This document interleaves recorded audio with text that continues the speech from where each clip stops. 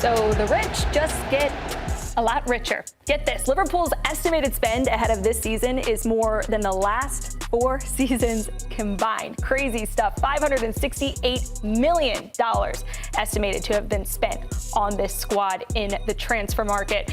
So a lot of money means a lot of pressure and a lot of expectation, particularly JD for the manager, Arne Slot, who is looking to follow up a Premier League title with some more silverware. So how would you rate the level of pressure that Arne Slot is under going into this second season compared to where he was last year? I think pressure just makes, well, they say pressure makes diamonds, right? And I think personally they've got a world-class manager, full stop. Come to the Premier League and there's only 7 managers that can turn around and say that I've come in my first domestic season and come to England and say, yeah, boom, this is me.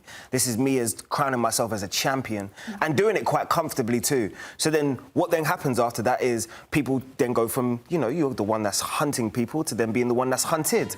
And he has to respond. And I feel like he has to give a lot of respect to the way that the hierarchy has positioned him over the last few years, because the way they've been able to, not only in terms of incomings, but outgoings as well, and the way that the board has conducted themselves, Liverpool have been exceptional off the field this summer. The pure profits that they would get from Harvey Elliott, Jarrell Kwanzaa, and of course Trent, but then the incomings that allows them to do flexibility like this.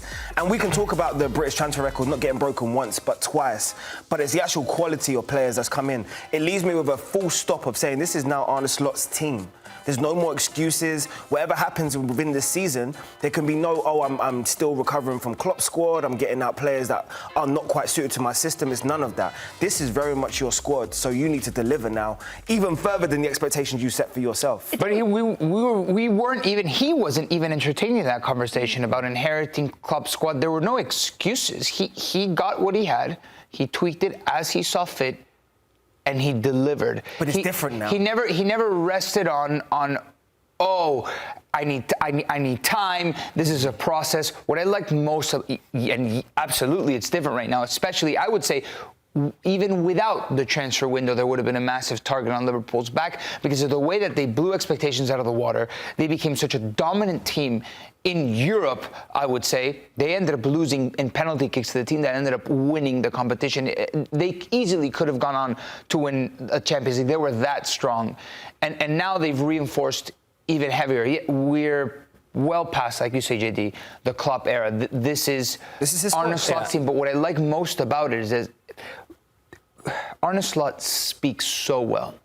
And that's key in leading a group, in battling a lot of these media expectations that are thrown your way. He's so grounded in reality in the ways that he speaks. And I think former Manchester United managers could take a page from his discourse. Because it just shows every day. You know why? Because a team as big as Manchester United that has so much media pressure surrounding it constantly, there were so many managers that couldn't deflate the situation. And Arne Slot is so grounded in the reality. He understands that there's expectations to deliver. He understands that his team needs to play well. And I take, for example, what he said after the Arsenal game. He said, honestly, we played that game 10 times. 8, it would have been a draw. Once, it would have been an Arsenal win. Once, it would have been our win. And we just ended up being on the winning side today. He understands his team isn't playing well. He makes it very apparent. He doesn't sell smoke, which is what I like about Arne Slot. And when things get controversial or whatnot, he kind of just, he's very stoic, almost very candid in the way that he responds. And self-assurance. That self-assurance is very refreshing in an age where, you know, there's a lot of managers with all their tactical talk and all their, like, Slot can talk tactics, but there's always a very refreshing air of this is the situation right now, and this is how we're going to either improve or get better or change direction. Yeah, I want to take a step back from Arne Slot, and I want to talk about Liverpool Football Club. With this summer transfer window, they've made a massive statement that you talk about Manchester United being a big club. Liverpool are the biggest club in the Premier League right now. Facts. In just one window, they didn't just do it on the pitch last year. They've taken that next step to be the club. You change Alexander Isak's mind, who in my opinion is the best striker in the Premier League. You take him away from a project in Newcastle, and then you get his head spinning. You have him doing back wheels and cartwheels.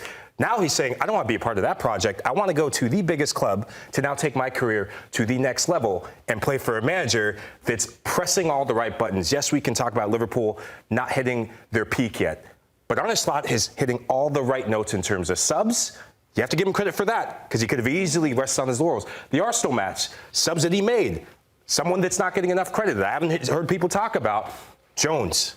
He came in, changed the game. Curtis Jones came in, changed the game. We see the likes of Rio Ingamola coming in, putting Szoboszlai as a right back. Szoboszlai as a right back, and this is now where Liverpool and Arne Slot have to do the talking. You make these changes now, yes, defending the Premier League back-to-back titles, but you make these changes to be a force in the Champions League. That's how the Alexander Isaks, that's how the Florian Wirtzes, the Greg Atikes, that's where they're going to be judged. One of the underrated things about Arne Slot last season was how he managed the squad, even with a number of players in contract talks. Mo Salah, Virgil van Dijk, and that never creeped up in on-field issues. It gives me a lot of confidence that he'll be able to manage this now very, very star-studded roster and keep everybody happy, including Alexander Isak, who just broke the record and is certainly going to now presumably be the starter on this team. But let's first hear from Alexander Isak, who spoke yesterday for the first time in his new colours. Take a listen.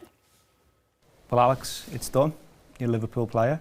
Can you describe how you're feeling right now?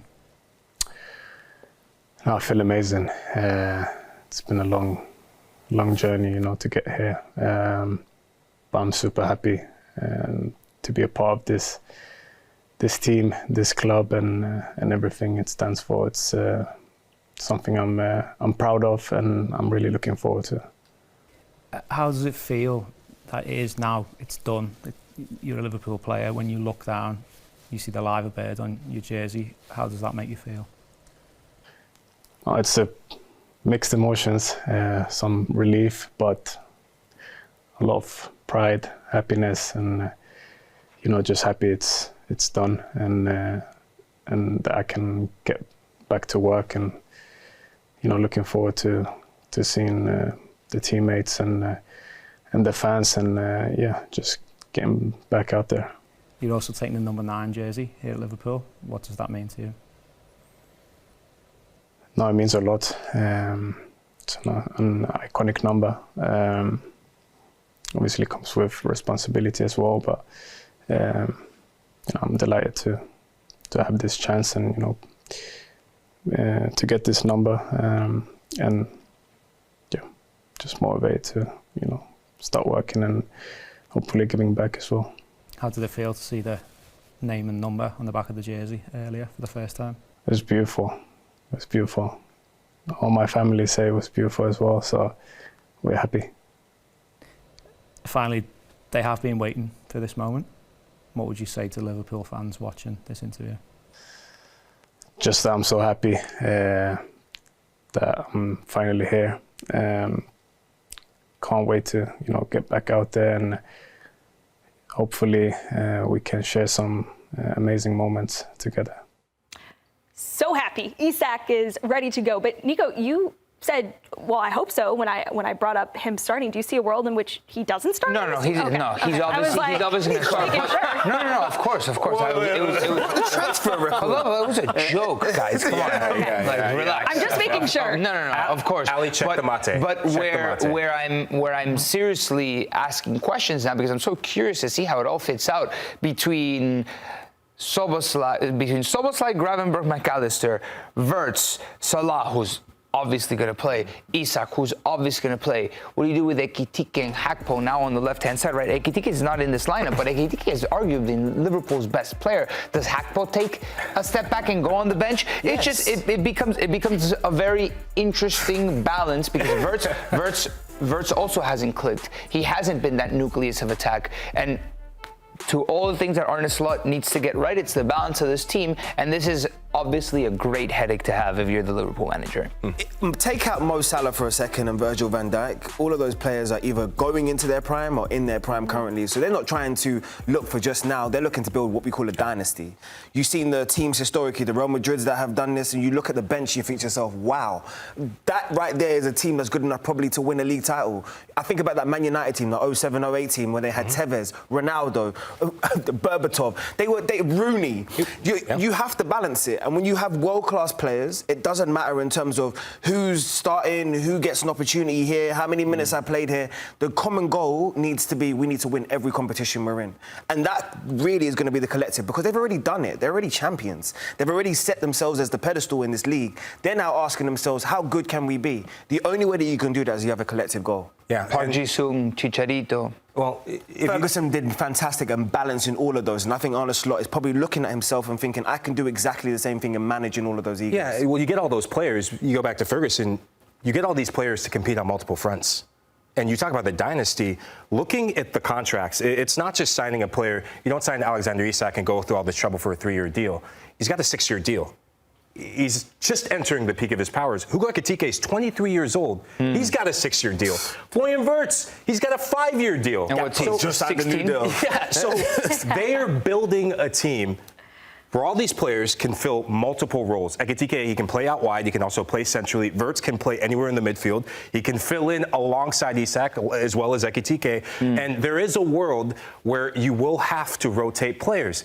And backing up the bus a bit, what do we always talk about come January with Mohamed Salah? The African Cup of Nations. Facts. You will have these players. This is excellent recruitment.